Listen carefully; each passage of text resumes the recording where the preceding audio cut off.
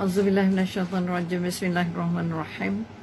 Alhamdulillahirabbil alamin. Assalatu wassalamu ala asyrafil anbiya'i wal mursalin wa ala alihi wa sahbihi ajmain. Rabbi shrah sadri wa yassir li amri wa hlul 'uqdatam min lisani yafqahu qawli.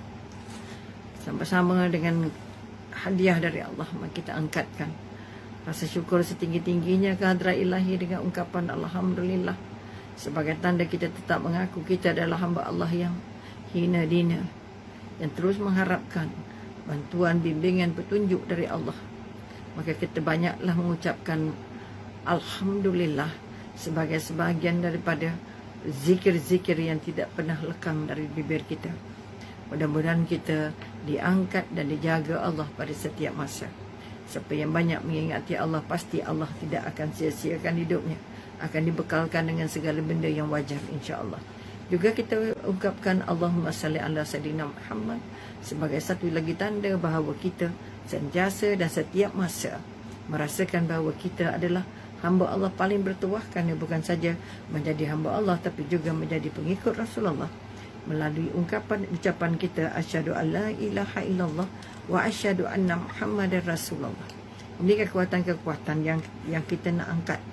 Dan semalam kemarin kita sudah pun membincangkan. Semalam minta maaf tak bagi tahu juga, tak sempat nak bagi tahu. Ada hal sikit, jadi minta maaf banyak. Kadang-kadang cuai juga sebagai orang tua, tak bagi tahu, tak ada sembang petang. Namun begitu, itulah kelemahan-kelemahan yang harus Umi akui. Dan hari ini Allah izinkan kita sama-sama bersama untuk menyambung kuliah kita. Okey, assalamualaikum Rohani.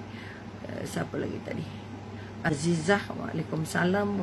Terima kasih kerana sudi bersama-sama pada petang ini. Mudah-mudahan kita menyambung cerita su'ul khatimah kita yang sangat menakutkan.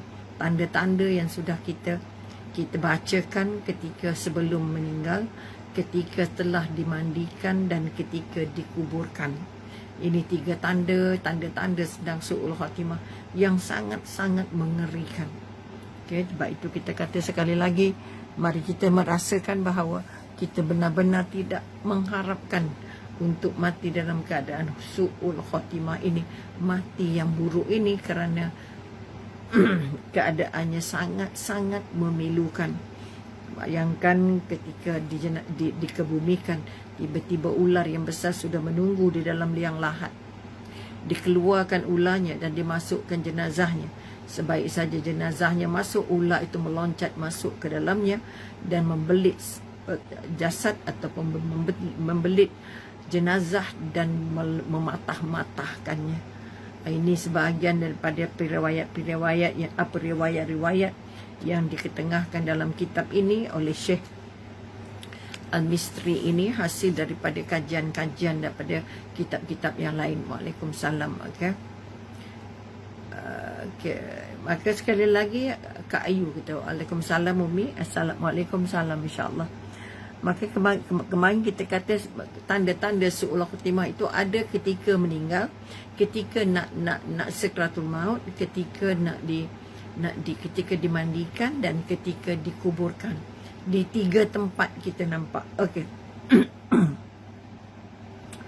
Kemudian ketika kita katakan hari ini kita nak menyambung agaknya apa sebab-sebabnya. Apa sebab-sebab kita terjampak ataupun kita termasuk ke dalam golongan orang-orang yang mati dalam keadaan su'ul khatimah ini. Oleh kerana kematian yang sangat menakutkan, maka kita harus teliti dan hati-hati dalam kehidupan. Maka satu kita kata sebab-sebabnya banyak sekali, alasannya minta maaf banyak. Sebab-sebabnya banyak, tapi kita mungkin ambil yang penting-penting, yang besar-besar katanya, untuk menyebut beberapa sahaja, kata penulis. Yang pertama dia kata apa sebab-sebab banyaknya ataupun terjadinya su'ul khatimah ini apabila kita ragu-ragu dan ingkar dan beribadah dengan bid'ah. Tiga benda. Terima kasih banyak. Okey. Maka sekali lagi kata waalaikumsalam. Ragu-ragu, apa makna ragu-ragu? Kita tidak pasti sama ada betul ke ada syurga, betul ke ada neraka. betulkah ada mahsyar, betulkah ada ini yang kita katakan. Sebab itu kita kata kalau kita ambil Al-Baqarah tu ayat pertama, kedua, ketiga itu sudah mengatakan bahawa mereka harus percaya kepada yang gaib. Ya, kita kata kita ragu-ragu, betulkah ada kiamat, betulkah ada alam kubur, betulkah ada alam barzah, betulkah ada mahsyar, betulkah ada mahkamah Allah. Ini yang kita paling takut. Okey, dia ragu-ragu dengan ketentuan-ketentuan, kemudian dia ingkar dengan ketetapan yang sudah ditentukan oleh syariat, yang ditentukan oleh ulama, ditentukan oleh Rasulullah dan ditentukan oleh sahabat. Maka dengan cara begitu dia memang sah-sahlah tanda-tanda orang. Okey, waalaikumsalam. Okey, tanda-tanda su'ul khatimah, musuhnya Allah. Dan beribadah pula dengan bid'ah. Bid'ah maknanya apa kita kata mengamalkan amalan-amalan yang sebenarnya tidak ada kaitannya dengan syariat ataupun dengan syiar, ataupun tidak banyak ataupun tidak merujuk kepada Al-Quran dan hadis. Dia merujuk pada pendapat-pendapat yang tidak sahih. Makanya kemungkinan besar berlakunya bid'ah kerana dia tak ada ilmu. Kedua, dia mendapat petunjuk-petunjuk daripada orang-orang yang juga tidak berilmu. Okey. Jadi sekali lagi surah Al-Baqarah ayat 1 sampai 3. Maknanya kita kata 5 ayat pertama surah Al-Baqarah itu menceritakan siapa orang bertakwa, siapa orang beriman. Okey, percaya pada yang gaib itu sangat penting. Bukan gaib itu artinya jin lah, puaka lah, apalah itu sebahagian daripada makhluk-makhluk Allah yang memangnya ada.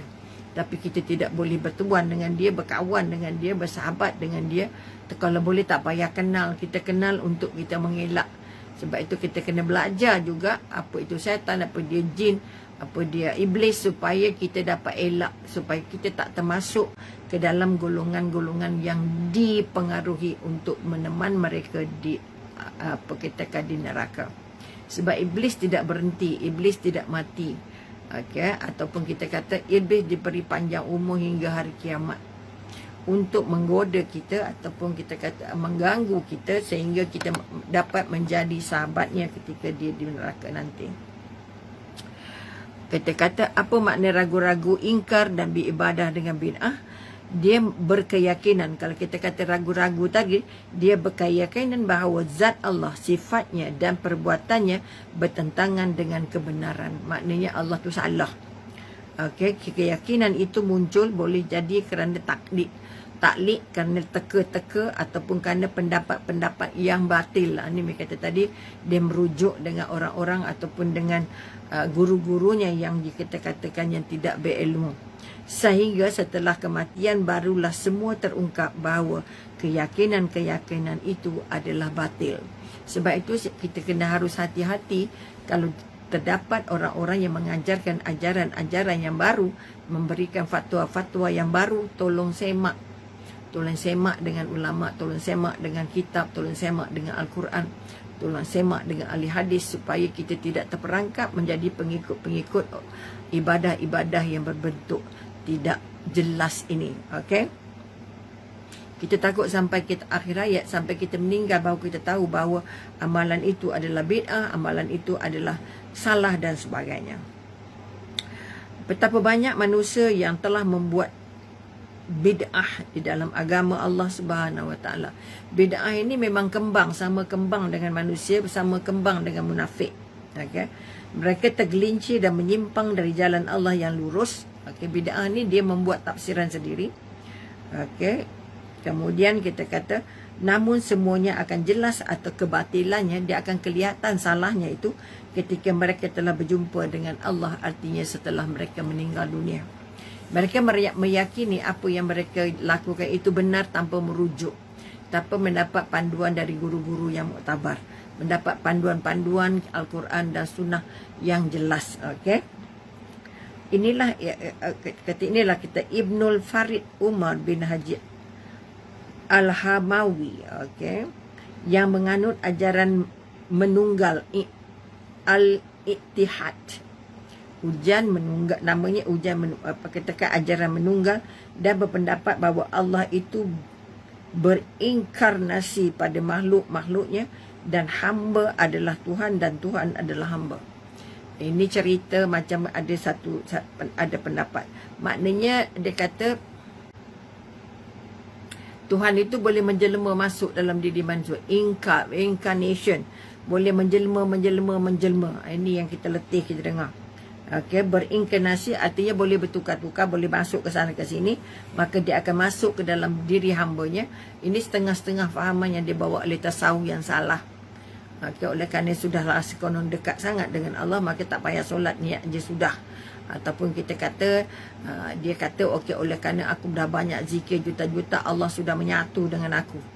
Allah ada dalam poket aku, Allah ada dalam baju aku, Allah temankan aku, dan macam-macam pendapat. Okey, sebab itu sekali lagi, sekiranya ada ajaran-ajaran baru yang dibawa, tolong hati-hati, tolong semak dulu. Okey, Umi pernah dapat juga perkongsian yang mengatakan, okey, Nur Muhammad itu lebih utama daripada Muhammadnya. Muhammad yang di Mekah tu tak ada apa-apanya. Allah, letih kita. Memanglah ada Nur Muhammad tapi sudah menyatu katanya dalam makhluk. Jadi maknanya dalam diri makhluk itu dah ada Muhammad semuanya. Maka tidak perlu lagi nak pergi ke makam dan sebagainya. Maka ini ajaran-ajaran yang ada sikit elemen betulnya tapi banyak elemen sesatnya. Sebab itu harus hati-hati. Okay? Kemudian dikatakan dia mengikut bila dia kata Allah itu boleh menjelma, boleh berinkarnasi, boleh pergi masuk ke mana-mana. Okay, sehingga dia katakan aku ini Allah dan Allah itu manusia, itu Allah dan Allah itu manusia. Ataupun dia kata hamba adalah Tuhan dan Tuhan adalah hamba. Dia nak mengaku dirinya Tuhan ketika saat-saat kematiannya, sebagaimana yang dikatakan oleh imam-imam, okay, terpadaya yang menyaksikan ketika hendak matinya, dia merangkai 2 bait syair. Dalam keadaan seperti itu, dia mengungkapkan kesengsaraan dan kebinasaannya dan dia menangis. Okay, ini di antara mereka yang terlibat. Okay, imam-imam yang banyak menyalahkan, yang membuat panduan-panduan, menyatakan konsep-konsep Tuhan yang berbeza. Okay, jika kedudukanku dalam cinta menurutmu sesuai dengan aku lihat, maka hilang sudah hari-hariku. Ini ketika syair dia nak meninggal, kita pun tak berapa faham tentang syairnya. Dan saat harapan yang dicengkam diriku selama kurun waktu sekarang, aku mengira hanya mimpi-mimpi yang kacau. Bila dia nak mati, bila kita ni sampai ke zon-zon nak meninggal, Allah akan pamerkan balik apa yang kita buat. Apa yang kita buat. Sebab itu kita kata tolong jaga apa yang kita nak buat sekarang, kerana di akhir kehidupan kita nanti Allah akan tayangkan, Allah akan tunjukkan apa yang sebenarnya lekat dalam hati kita, yang benar atau yang salah. Tapi ketika itu, okay, Lin want to be in your video, ya. Okay, ni kekuatan yang nak diangkat. Dia mengatakan hal itu ketika melihat kemurkaan Allah dan melakukan bid'ah. Ketika hakikat dirinya tersingkap, baru dia sedar bahawa apa yang dia faham, apa yang dia amal, apa yang dibagi oleh tuan gurunya itu salah. Dan sedikit sekali orang-orang yang melakukan bid'ah ditutup ajalnya dengan keimanan. Kalau kita sudah membuat bid'ah itu mengadakan benda-benda yang tidak ada kaitan dengan syariat, tidak ada kaitan dengan syiar, tidak ada kaitan dengan Nabi sebenarnya, tapi dikatakan macam ada hubungan, maka kekuatan sulit untuk menutup ajalnya dengan iman. Kita bermunajat kepada Allah, semoga memberikan kita keselamatan dan kekuatan. Itu kita kata kita nak minta diri dengan Allah supaya kita tidak temukan dengan fahaman-fahaman yang salah begini. Bid'ah yang kadang-kadang kita warisi, sedangkan kita tak tahu itu sebenarnya bid'ah, dan hingga kita meninggal. Sebab itu pentingnya ilmu, pentingnya tambah ilmu, pentingnya mendengar tazkirah-tazkirah, pentingnya membeli kitab-kitab yang muktabar yang untuk boleh kita baca pada yang faham.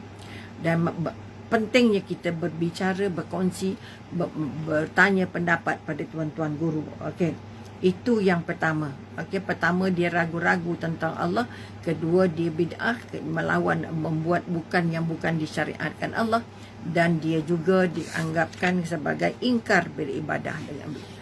Bila ingkar perintah Allah, banyak benda-benda yang Allah kata, dia kata dak, utamanya kata ingkar, mengatakan Allah itu boleh masuk dalam orang lain, boleh menjelma dalam bentuk yang lain. Okey, maka hati-hati dengan kitab, hati-hati dengan tuan guru, hati-hati dengan orang-orang yang bercakap macam benar tetapi kita tengok perlakuannya. Kerana orang yang bid'ah-bid'ah ini kadang-kadang perkataannya bagus tetapi amalannya tidak mengikut apa yang diungkapkan. Sebab itu kita katakan kalau kelihatan orang yang banyak ilmu tetapi ibadahnya lentang pukang, ataupun kalau kita melihat orang yang banyak ibadahnya tapi ilmunya kita tak tahu, maka kita tidak boleh nak kata mereka itu adalah warak dan sebagainya. Okey, itu yang pertama. Lagi dari hari ini, maka jangan sampai kita ragu-ragu dengan hukum-hukum Allah. Jangan kita ragu-ragu dengan perintah Al-Quran. Jangan kita ragu-ragu dengan apa yang disampaikan oleh Rasulullah dalam hadis-hadisnya. Sebab yang kedua, kita dapat su'ul khatimah ialah menunda-nunda taubat. Nah, sebab itu pesan kalau boleh setiap hari bertaubat. Setiap hari bertaubat, ataupun kalau dulu para ulama setiap kali solat wajib, solat fardu itu habisnya, setelah habis ba'diyah qabliyah terus solat, terus bersolat sunat taubat. Okey.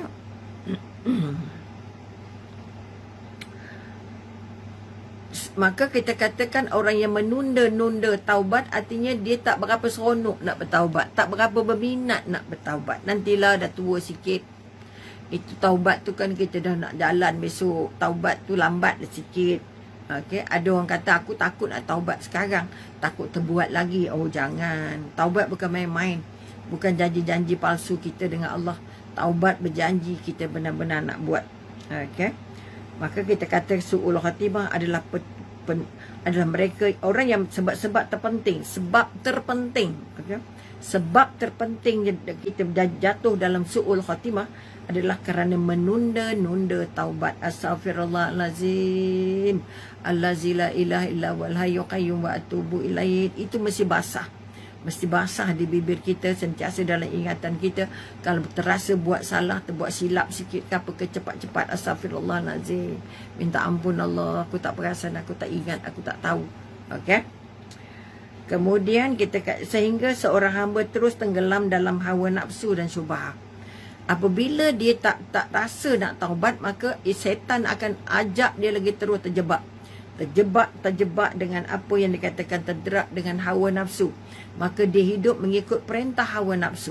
Okey, perintah hawa nafsu, dan akhirnya melakukan perkara-perkara yang syubhat kerana dia tidak tahu macam yang mana syubhat, yang mana halal, yang mana haram.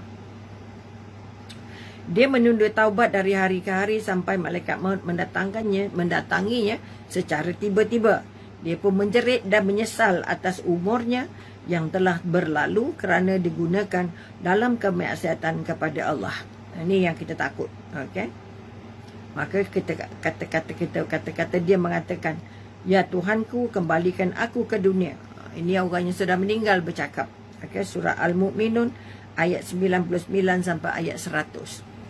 Apa yang dikatakan oleh orang yang sudah meninggal dalam su'ul khatimah tadi, "Ya Tuhanku, kembalikan aku ke dunia agar aku berbuat amal yang soleh terhadap yang telah aku tinggalkan." Teringin nak balik ke dunia, nak buat balik ibadah.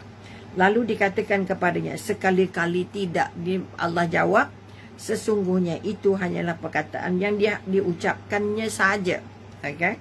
Dan di hadapan mereka ada dinding sampai hari mereka dibangkitkan. Alam barzah maknanya dinding-dinding yang tebal. Tak ada siapa boleh balik, tak ada roh yang naik balik ke, nak tengok rumah ke, nak berjalan ke, jumpa kat mana-mana, tak ada. Bila sebut alam barzah ialah alam di mana kita sudah dimasukkan dalam kotak yang sangat tebal dindingnya. Tak boleh ke mana dah, kecuali dengan izin Allah. Maka kita kata menunda-nunda taubat bermakna kita tak sayang dengan amal kita. Kita tak sayang dengan umur kita. Kita tak sayang dengan apa kita katakan tempoh hidup yang Allah bekalkan. Waalaikumsalam warahmatullahi. Ini kekuatan-kekuatan yang kita nak angkat. Mudah-mudahan kita kata kita tidak lagi menunda-nunda taubat kita. Sesungguhnya suatu kerugian yang membuat hari kita menangis. Okey. Walaupun air mata yang menangis itu diganti dengan darah. Kita kata menangis dengan air mata darah sekalipun, kamu tidak boleh pusing balik kehidupan. Okay? Sebab itu kita kata Allah berfirman dalam surah Az-Zumar, panjang sikit, 54 hingga 60. Artinya 6 ayat. Okay. Dengar apa Allah kata, dan kembalilah kamu kepada Tuhanmu, dan berserah dirilah kepadanya sebelum datang azab kepadamu, kemudian kamu tidak dapat ditolong lagi. Artinya bila sudah nafas sampai ke halkum, tak boleh dibantu lagi. Okay? Dan ikutilah sebaik-baik apa yang telah diturunkan kepadamu oleh Tuhanmu. Artinya Allah bagi kita Quran, Allah bagi kita Nabi, Allah bagi kita petunjuk, Allah bagi kita ulama. Okay? Sebelum datangnya azabku dengan tiba-tiba, sedangkan kamu tidak menyedarinya, supaya jangan ada orang yang mengatakan, amat besarlah penyesalanku atas kelalaianku dalam menunaikan kewajipan terhadap Allah. Jangan sampai menyesal. Kalau sekiranya Allah memberi petunjuk kepadaku, tentulah aku termasuk orang-orang yang bertakwa. Jangan kita ke ini baru ingat kita nak dapat petunjuk. Dari sekarang minta petunjuk dari Allah, minta hidayah dari Allah. Atau supaya jangan ada dikatakan ketika dia melihat azab, kalau sekiranya aku dapat kembali ke dunia, nescaya aku akan termasuk orang-orang yang berbuat baik. Semasa di atas bawah sudah masuk ke alam barzah, apa pun yang kita tak laku lagi, Allah tak layan dah. Sebab itu kita kata kita nak buat sekarang. Okey, buat baik sekarang, amal sekarang, semuanya sekarang. Tinggalkan dosa sekarang, tinggalkan maksiat sekarang. Okey. Sebenarnya telah datang keterangan-keteranganku kepadamu, lalu kamu mendustakan. Dah ada peraturan, dah bagi Quran, dah bagi hadis, dah bagi sahabat, dah bagi ulama, dah bagi salafus salih untuk menjelaskan apa yang Allah mahu. Tapi semua orang yang tidak mengambil perhatian, okey, mereka mendustakan, okey. Dan kamu menyombong diri, sombong, tak solat, tak ada kasih apa, makan setengah mati, dia lupa yang dia makan tu rezeki dari Allah. Menyombong diri, dan adalah kamu termasuk orang-orang yang kafir. Walaupun lahir sebagai anak Islam, tapi tak ada ilmu Islam, tak pakai apa kita kata kepercayaan Islam, tidak beramal seperti orang Islam, tidak beramal seperti yang agama mahu, maka dia tak layak mengaku, dia hanya layak sebagai orang kafir. Dan pada hari kiamat kamu akan melihat orang-orang yang berbuat dusta terhadap Allah, muka mereka menjadi hitam. Okay, kemarin kita kata orang yang su'ul khatimah apabila nafasnya, apabila hembusan terakhir nafasnya, jadi tubuhnya beransur-ansur menjadi hitam.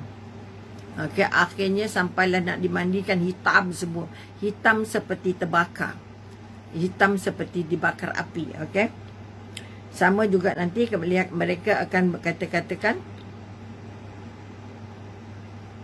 di masa hari kiamat, kita akan dapat melihat orang-orang yang membuat dusta terhadap Allah, mukanya menjadi hitam. Mukanya hitam. Okay. Bukan lekah dalam neraka jahanam itu ada tempat, okay, orang-orang yang menyombong diri. Maknanya semua mereka yang menganggap taubat tak penting, tak kisah Allah, rasa bangga, tak melawan Allah, masih lagi buat maksiat, makan benda subhah, maka ini adalah mereka-mereka yang nanti akan diharung Allah ke neraka. Nauzubillah min zalik. Kita ni tolong bangun kekuatan supaya kita tidak ambil cincai tentang apa yang kita makan, apa yang kita buat, supaya apa yang kita buat itu halal dan dapat rezekinya halal, tidak jatuh kepada syubhah. Mudah-mudahan. Kemudian kita katakan, benarlah apa yang dikatakan oleh syair, umur berkurang sedangkan dosa bertambah. Kita ni umurnya semakin besar, tapi sebenarnya isinya semakin kurang. Okey. Kemudian anak muda disebut kesalahannya, namun diulang-ulang lagi. Walaupun dah beritahu dah, ini pada mereka yang tadi yang tidak mau bertaubat, yang sombong dengan Allah, yang tidak kisah untuk ikut peraturan Allah. Okey. Anak muda disebut kesalahannya, kita beritahu itu salah, itu tak bagus, itu haram, itu salah. Namun mereka tetap suka mengulanginya lagi. Mampukah seorang mengingkari satu dosa di mana raga sebagai saksi, tubuh sebagai saksinya? Manusia ditanya tentang umurnya, jawab ingin disurutkan dan disimpan dari kematian. Kalau kita tanya pada siapa-siapa pun, kamu nak mati cepat ke nak mati lambat, nak panjang umur ke nak pendek umur, okey, rata-rata waalaikumsalam Jud, dan yang lain-lain juga minta maaf banyak mungkin yang terlepas. Maka kekuatan yang nak diangkat, jangan sampai kita jadi manusia yang benar-benar rugi umur, rugi masa, rugi kerana hanya menurut hawa nafsu. Okey, itu dari surah Az-Zumar ayat 54 hingga 60. Kerana itu segeralah menghadap Allah, okey, hai saudara-saudaraku, dan janganlah putus asa dari rahmat Allah. Kadang-kadang lagi banyak ibadah, lagi susah hidup, akhirnya putus asa. Jangan. Lagi banyak ibadahnya, tapi kalau boleh kita mau ibadahnya benar-benar diterima Allah, insya-Allah kita tidak boleh jemu, tidak boleh putus asa. Okey? Jangan putus asa dari rahmat Allah, kerana rahmat Allah itu melimpah-limpah ruah. Waalaikumsalam warahmatullahi wabarakatuh. Okey? Kerana rahmat Allah itu meliputi segala sesuatu. Seberapa besar pendosamu, maka dia juga dikira sesuatu, dan rahmat dari Allah akan meliputi. Maknanya buat dosa itu juga kadang-kadang rahmat untuk nak dorong kita. Kenapa buat dosa itu rahmat? Dengan buat dosa itu kita terdorong untuk bertaubat, kita terdorong untuk jumpa Allah, kita terdorong untuk merasa bahawa ya Allah, nama aku selama hari ini aku salah, ya Allah bantu ya Allah. Ini yang kita kata orang yang banyak mana dosanya pun, tak perlu dia minta ampun dan dia bertaubat, pasti Allah akan ampunkan. Okey? Janganlah kamu menunda-nunda taubat agar kamu tidak menyesal ketika penyesalan itu tidak ada gunanya lagi. Menyesal sudah sampai ke akhirat, tak ada gunanya lagi. Berbanyak orang yang binasa disebabkan menunda-nunda sampai datang malaikat maut ketika mereka tenggelam dalam dosa dan kemaksiatan. Artinya hari ini kita sudah ramai sangat orang-orang yang leka, orang-orang yang tidak merasa bahawa melakukan perintah Allah itu sangat-sangat penting. Mereka ambil mudah, akhirnya kita ditegur dengan tsunami, kita ditegur dengan COVID-19, dan kita dibasuh oleh Allah dengan banjir. Mudah-mudahan basuhan banjir ini akan bukan saja membersihkan rumah orang, tapi membersihkan hati untuk lebih dekat dengan Allah, insya-Allah. Firman Allah lagi, okey, dalam surah Al-Munafiqun ayat 10 dan 11. Al-Munafiqun ayat 10 dan 11, yang bermaksud, dan belanjakanlah sebahagian daripada apa yang telah kami berikan kepada kamu, apa yang rezeki yang Allah beri pada kamu sebelum datangnya kematian. Artinya banyak-banyaklah memberi, banyak-banyaklah sedekah, banyak-banyaklah buat kebaikan, banyak-banyaklah menggunakan apa rezeki yang Allah bagi itu untuk perkara-perkara yang membuat kita dekat dengan Allah. Okey? Buatlah sebelum datang kematian kepada salah seorang di antara kamu. Lalu dia berkata, ya Tuhanku, mengapa engkau tidak menangguhkan kematianku sampai waktu yang dekat, yang menyebabkan aku dapat bersedekah dan aku termasuk orang-orang yang soleh. Bila dah sampai ajal, baru dia beritahu, apalah dia cepat sangat ajalnya, asallah aku tak ada bagi tempoh untuk aku buat baik. Padanya Allah dah bagi umur yang sangat panjang, tetapi dia tidak memanfaatkan. Okay, dan Allah sekali-kali tidak akan menangguhkan kematian.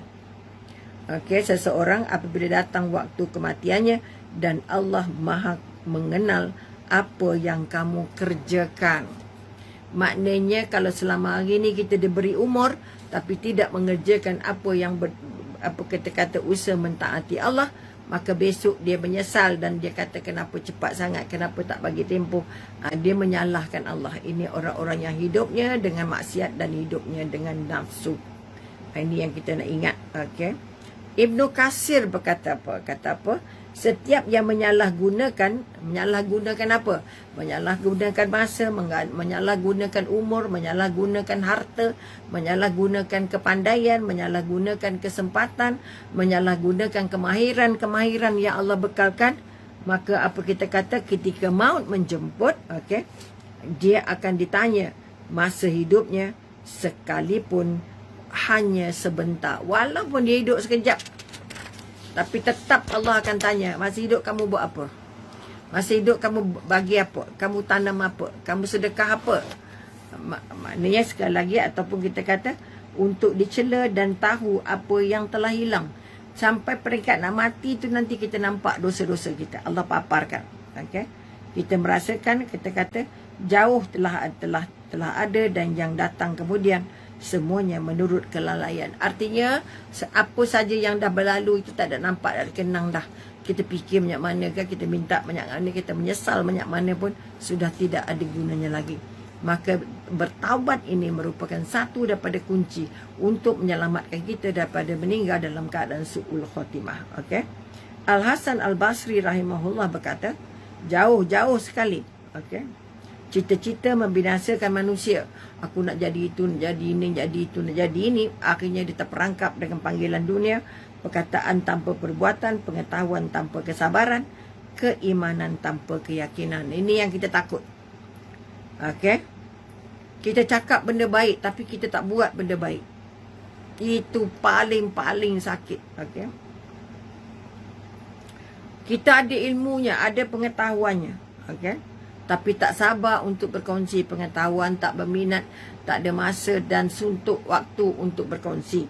Maka bila kita kata menambah ilmu, tidak ada kesabaran, maknanya kita tidak juga layak untuk memegang ilmu itu. Dan akhir sekali, kita kadang-kadang mengaku kita beriman, kita sudah mengucap 2 kalimah syahadah, tetapi 2 kalimah syahadah itu kosong. 2 kalimah syahadah itu, apa yang kita katakan, tidak memberikan keyakinan.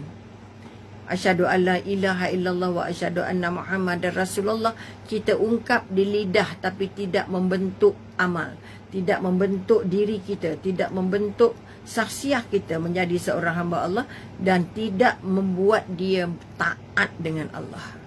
Jadi jangan ngaku-ngaku saja kita nak hamba Allah, kita nak orang Islam, kita ada syahadah, tapi sebenarnya kita tak pakai syahadah tu.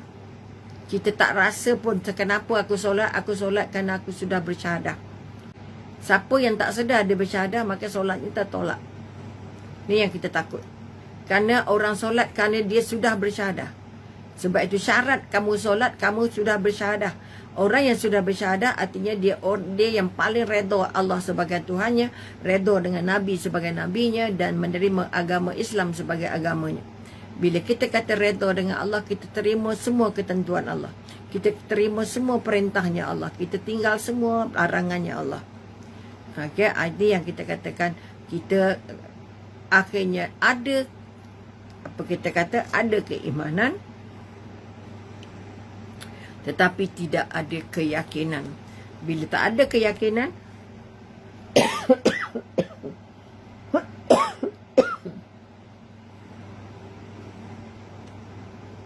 bila ada ilmu tapi tak ada keyakinan, ada keimanan tapi keimanannya nipis, tidak ada kekuatan, tidak ada keyakinan untuk bertindak sebagai hamba Allah, maka itu adalah kosong. Okey. Itu apa yang dikatakan oleh Hasan Al-Basri. Sebab itu setelah ada iman, ada keyakinan bahawa Allah tengah tengok aku, Allah tengah papar aku, Allah tengah bantu aku, Allah tengah uji aku, Allah tengah panggil aku. Dia bagi rezeki, ya, ni Allah nak tunggu aku tunjuk dengan Allah. Diberi kelapangan, ya Allah, ini bantuan dari Allah. Dimudahkan kehidupan, ya Allah, ini kan redha dan apa kita kata hidayah dari Allah. Kemudian oleh sebab itu bersegeralah kita sebelum hilang kesempatan. Yang sihat, kata kita kata masa sihat tak buat akan jumpa sakit. Umur Umi ni umur ujung-ujung, umur yang jumpa sakit lebih banyak daripada umur sihat. Okay? Sebab itu kita kata umur 50, 60, 70, 80 sampailah 100 adalah umur-umur yang paling dekat dengan penyakit. Paling dekat dengan kesulitan-kesulitan tubuh badan. Kerana kesihatan, kekuatan, kecerdasan itu sudah tidak banyak lagi. Kadang-kadang kita dah mula lupa, mula nyanyuk dan sebagainya. Oleh itu masih muda ni lah, pulun banyak-banyak ibadahnya. Sebab bila dah tua, bila kita kata buatlah ibadah sebelum tua, muda sebelum tua, sehat sebelum sakit. Ini kekuatan yang nak kita angkat. Okey. Maka kita bersegeralah untuk membaiki kesilapan kita dan memenuhi kesempatan-kesempatan yang masih ada. Dan berwaspadalah pada hari dari kelalaian. Jangan sampai lalai. Muda lambat lagi matinya, sehat lagi. Orang sehat pun mati, orang muda pun mati, kanak-kanak pun mati, remaja pun mati. Okey, sebelum pendosa mengatakan, "Ya Tuhanku, kembalikan aku ke dunia," lalu dijawab oleh Allah, "Sudah terlewat." Ingat tadi kita kata, maka semua kita dalam ketelengahan sedang kematian datang dan pergi. Ratapi dirimu dan kasihan jika kamu meratapi orang lain. Bermakna kita kata kita ni sentiasa dalam dicengkam kelalaian, sedangkan kematian itu tidak pernah berhenti, tidak pernah tarik diri, tak pernah rehat. Kalau dia diperintahkan untuk datang pada kita, dia akan datang tiba-tiba, tak lagi lah ditangguh seminit atau 2 minit. Dan kita kata jangan hanya kalau berlaku kematian, kita meratap kematian. Kematian ayah, kematian ibu, kematian keluarga, kematian sahabat. Tapi tolong ratapi diri sendiri. Tolong ratapi kematian kita besok nak matinya macam mana. Kalau sibuk meratapi kematian orang lain tapi tidak pernah memikirkan, aku besok mati ada orang nangis tak agaknya? Okay. Siapa agaknya yang nangis bila aku mati? Kita yang pertama harus meratapi. Ya Allah, kalau boleh aku tak nak mati begini, mati begini, mati begini, bagi mati begini. Aku tak mati begini, mati begini. Kita nak elak daripada su'ul khatimah. Sebab itu dari sekarang doa, dari sekarang ibadah, dari sekarang zikir. Okey, dari sekarang sedar, dari sekarang kuatkan keyakinan. Dari sekarang jangan ikut nafsu, jangan ada lagi jadi mangsa kecuaian. Ini kekuatan-kekuatan yang diangkat. Mudah-mudahan sebab ini akan membantu kita sedar balik meratapi kematian sendiri. Aku mati esok husnul khatimah ataupun su'ul khatimah. Jadi dari sekarang tolong buatkan petanya. Aku nak mati dalam husnul khatimah, maka dari sekarang lah. Bertaubatnya dari sekarang lah, buat baiknya dari sekarang lah, ibadah lipat gandanya. Jangan tunggu esok. Okey, Nurul Aznim. Okey. Waalaikumsalam. Terima kasih kerana sudi bersama. Okey. Okey, nak tanya macam mana dengan orang yang yang berhutang. Berhutang kemudian tiba-tiba tapi lari dari membayarnya. Okey. Bagaimana pula dengan tak nampak saya. Dengan sedang apa? Tapi lari dari membayarnya dan sebagai apa tu? Dengan sedang anak isteri berhutang, dia kata nak. Bila kata hutang, tak kira hutang dengan siapa. Minta maaf, ada yang tak berapa nak nampak sebab ada tulisan-tulisan lain pada skrin. Okey.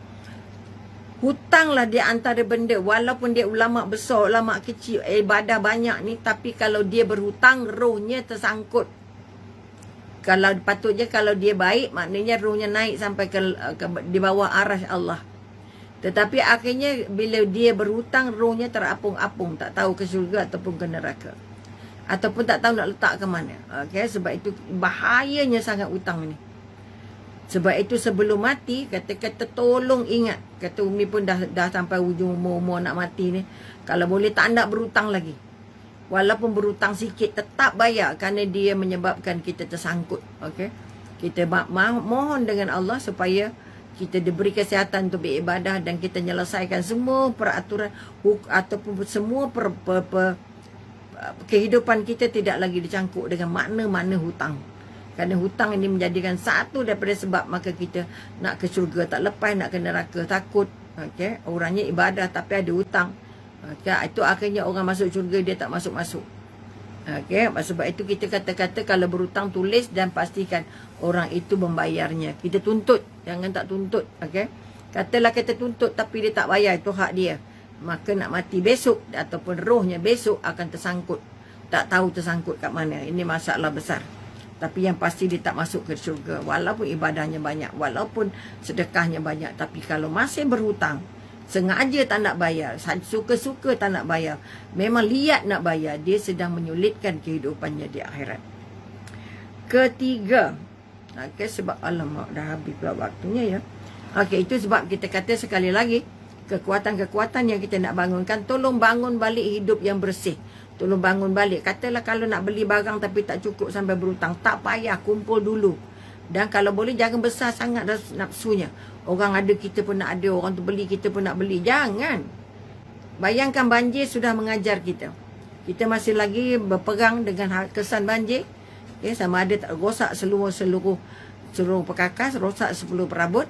Itu Allah nak beritahu kamu ni dalam dunia ni jangan sibuk nak kumpul perabot banyak-banyak. Jangan sibuk nak buat rumah lebar. Akhirnya Allah ambil terus semua sekali tenggelam. Maka sekali lagi buatlah yang cukup untuk tinggal, cukup untuk berlindung. Jangan jadi rumah jadi kemegahan. Jangan rumah jadi kedai perabot. Kerana apa yang kamu cinta itu akan menyebabkan kebinasaan kepada kamu. Kalau cinta kepada dunia dan seluruh isinya, segala harta yang kita ada bermakna kita sudah jadi hamba dunia. Bila hamba dunia mati besok kita tak tahu. So apalagi kalau beli barang berhutang. Jadi tolong biar tak ada tapi bukan saja tak ada barang tapi kita tak ada hutang. Daripada ada barang tapi ada hutang, kita tak tahu mati je bila. Sebab itu belajar hidup untuk tidak berhutang. Kerana hutang sulit untuk diurus. Sama ada kita nak esok kalau layak ke syurga, tapi orang tu tak datang-datang lagi, kita nak cari orang tu pula nak menuntut hutangnya setengah mati. Sebab itu Umi dari lama jugalah, dah 10 tahun ke belakang ini, kalau cuba untuk tidak berhutang, besar atau kecil, okay? Jangan berhutang, kerana hutang itu merupakan daki yang paling menyulitkan dalam kehidupan kita. Sampai di sini dulu. Kita ada lagi berapa ya sebabnya. Okey, kita sambung insya-Allah panjang umur bila-bila. Okey, jadi sekali lagi mengucapkan terima kasih kepada semua yang hadir pada petang ini. Mudah-mudahan petang ini menjadi petang yang bertuah, petang yang membantu kita untuk mengubah diri, petang untuk membantu keyakinan, petang untuk kita merasa aku harus mengubah cara hidup supaya tidak terjebak dengan nafsu, tidak terjebak dengan apa yang kita katakan subhah, dan tidak terjebak dengan apa yang dikatakan ragu-ragu. Ini di antara perkara-perkara. Dan tolong rajin bertaubat bila-bila masa. Paling sikit setiap hari ada taubat. Mudah-mudahan kekuatan ini ataupun apa yang kita lakukan ini menyelamatkan kita dari mati dalam keadaan su'ul khotimah, insya-Allah. Jadi sampai di sini dulu. Menyusun 10 jari, mohon ampun dan maaf. Anda kata ada tak kena di mata dan hati. Yang cantik hadiah dari Allah. Terima kasih banyak atas semua yang hadir dalam menemankan Umi petang ini. Dan sekali lagi Umi ingatkan, kita masih memerlukan sangat-sangat tangan-tangan yang pemurah, tangan-tangan yang baik, tangan-tangan yang nak menempah pintu syurga, yang namanya pintu sedekah, untuk membantu tabung sembang petang untuk terus membolehkan kita menyalurkannya kepada kawasan-kawasan yang masih belum sempurna kedudukannya, masih belum sempurna kemudahan-kemudahannya. Mudah-mudahan pertolongan kita itu menjadikan kita mudah layak ke syurga Allah, insya-Allah. Siapa yang menyelesaikan masalah orang, Allah selesaikan masalahnya dengan mudah. Siapa yang memberi dengan ikhlas, maka Allah sediakan satu daripada pintu-pintu yang namanya pintu sedekah, insya-Allah.